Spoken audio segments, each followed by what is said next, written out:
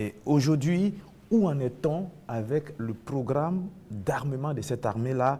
Et puis, quels sont les signes qu'elle est en train progressivement de monter en puissance? Très bien, je l'ai dit, je ne peux pas dépeindre toute la situation qu'il y avait, c'était catastrophique. Et comme je l'ai dit, vous pourrez enquêter. Il y a peut-être même dans cette salle des militaires qui étaient sur le front, sans armes. Ça existait dans notre armée. Donc ce sont des situations, on croyait que c'était juste, je ne dirais pas de la mauvaise foi, mais une situation incompréhensible.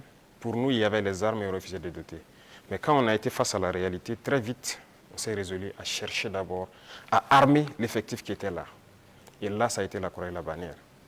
Parce que beaucoup de puissances ont refusé de nous vendre les armes.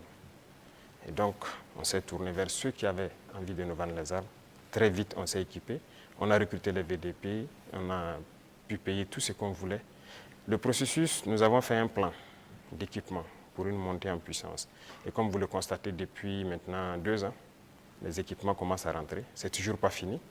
Et ça continue de venir. Peut-être que dans quelques jours, vous verrez encore de nouveaux équipements qui seront présentés, qui sont principalement des équipements d'appui. Parce que d'abord, l'infanterie, il fallait l'équiper pour que chaque homme puisse avoir une arme en dotation. Ça, c'était un gros défi. Nous y sommes. On continue de recruter, comme vous le constatez. Chaque année, c'est entre 10 000 et 15 000 hommes qu'on recrute. Ça, c'est un effort considérable. Parce que, quoi qu'on dise, l'adversité est là. Et le volume de terroristes augmente parce que les impérialistes recrutent beaucoup de mercenaires qui viennent au Burkina Faso pour combattre. Donc, il faut qu'on s'adapte à la situation.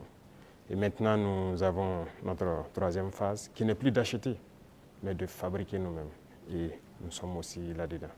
Donc, c'est ça la montée en puissance. Il faut bien s'équiper, mais aussi créer une industrie de défense.